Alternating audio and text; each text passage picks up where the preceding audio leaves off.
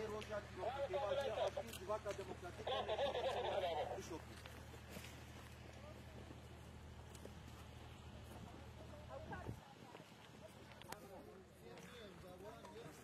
Kaka. Ana.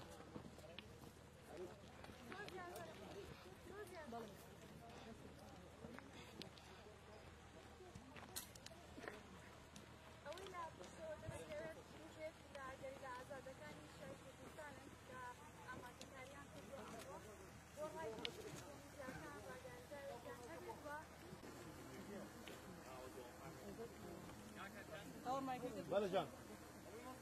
Tamam.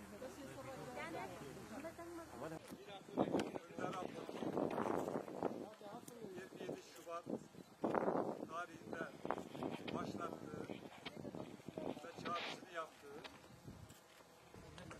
Türkiye'nin ve Kürtlerin geleceğini çok Bilal. içinde etkiler hale gelmesi üzerine geçen yıl Cumhurbaşkanı ve MHP Genel Başkanı Devlet Bahçeli ile Önder Abdullah Öcalan'ın açıklamalarıyla başlayan ve